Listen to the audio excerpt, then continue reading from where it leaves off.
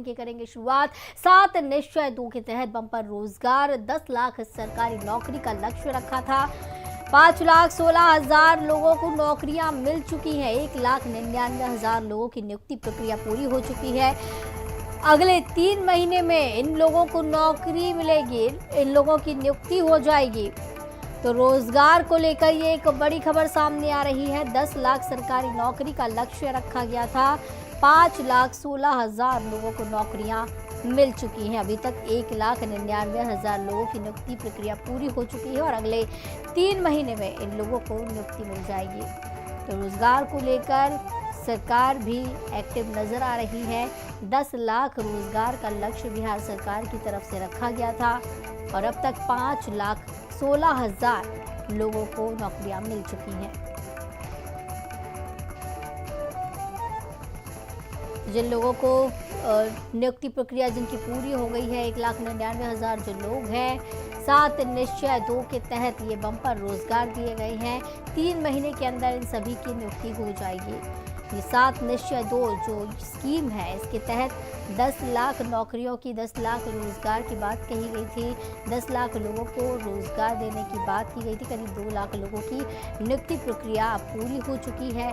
3 महीने में इन लोगों की नियुक्ति हो जाएगी।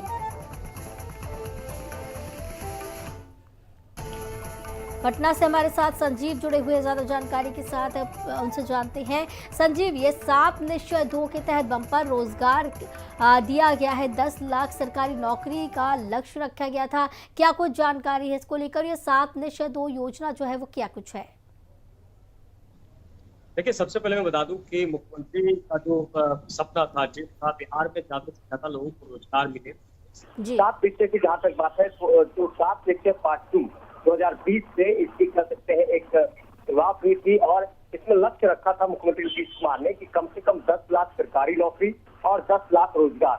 और यही कारण था कि आप देखी होंगी कि इस चुनाव में, लोकसभा चुनाव में जिस तरह से विपक्ष के तौर पर तेजस्वी यादव ने एक भूमिका निभाई कि रोजगार की बात कही और रोजगार को लेकर एक पूरा चुनाव उसको एक केंद्र बिंदु था। 20 लाख, 10 लाख, हर तरह की बात होने लगी कि रोजगार दिया जाएगा। तेजस्वी जब नीतीश कुमार के साथ उन्होंने प्रयास भी किया, रोजगार भी के लिए सृजन किए गए अवसर आए, लेकिन जैसे ही ये सारी चीजें खत्म हुई है, आज मुख्यमंत्री नीतीश कुमार 7 निश्चय पार्ट 2 के तहत कह सकते हैं कि एक बड़ा निर्णय लिया है। तमाम जो कह सकते हैं कि उनके अधिकारी हैं या फिर वो जो प्रधान सचिव है, मुख्य सचिव है, तमाम डिपार्टमेंट के जो अधिकारी हैं, उनके साथ जो मीटिंग की है और उसके बाद ये निर्णय लिया गया है कि किस और कैसे कैसे पार्ट वाइज इसको पूरा किया जाए। देखिए, बहुत सारी रिक्तियां हैं जो लक्ष्य रखा गया है कि मार्च तक, आने वाला जो मार्च है नया साल में, मार्च तक कम से कम 10 लाख रोजगार दे दिया जाए। 10 नहीं 12 लाख की बात हो रही कि 12 लाख रोजगार दे दिया जाए। उसके अलावा कह सकते हैं कि इसको कैसे किया जाए, यानी कि जो सरकारी नौकरियां हैं, जो रिक्त पद है, वहाँ उसको कैसे अनुशंसा किया जाए, किस तरह से वहाँ के तमाम जितने भी सरकारी नौकरियों की बात है, उन डिपार्टमेंट को एक तरह से कह सकते हैं कि बढ़ावा जा रहा है कार्मिक विभाग के तहत। उसको कैसे वहाँ पर क्या कुछ रोजगार के लिए सरकारी नौकरी देने की जो प्रावधान है उसको कैसे किया जाए। इसके अलावा रोजगार के लिए किस तरह से, जैसे बहुत सारी चीजें चल रही है, स्किल इंडिया का प्रोग्राम चल रहा है, मुख्यमंत्री का कह सकते हैं कि वृक्षारोपण का प्रोग्राम है, 7 निश्चय पार्ट 2 के तहत नल जल कर कई सारी योजनाएं मुख्यमंत्री के द्वारा चलाई जा रही है।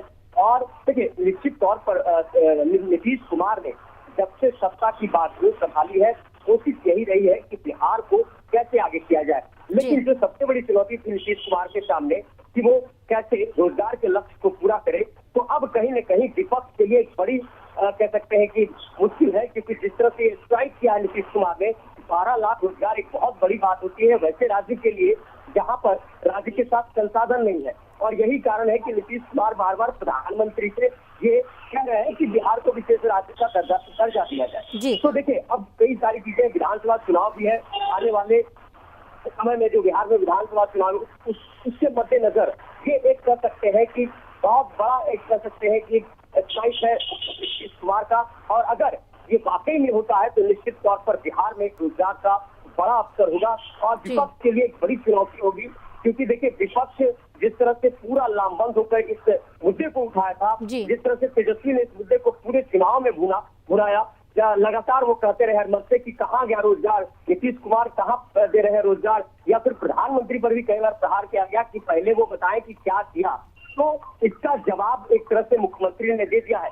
दूसरी मैं बहुत महत्वपूर्ण बात बता दूं कि कुछ देर पहले मुख्यमंत्री ने ये डिसीजन लिया है नीट पेपर को लेकर, जिसे नीट पेपर लीक का जो मामला है, उसके बाद मुख्यमंत्री ने बिहार में सख्त कदम उठाया और ये आप कह सकते हैं कि आने वाले समय में उन्होंने कहा है कि ऐसा कानून बनाया जाए, इतना सख्त कानून हो कि कोई भी पेपर लीक ना करे, और यहाँ तक कि वो कानून अगले सत्र में, बिहार का जो सत्र स्टार्ट होगा बिहार विधानसभा का, उसमें इसको पास कराया जाए। तो कह सकते हैं कि ये भी एक कह सकते हैं कि कड़ा कदम है और अच्छे कदम है, क्योंकि देखिए जिस तरह से एक तरह से कह सकते हैं कि चुनाव खत्म होने के बाद मुख्यमंत्री अब पूरी तरह से एक्शन मोड में है और कैसे बिहार को विकास की पथी पर ले जाया जाए, ये कह सकते हैं।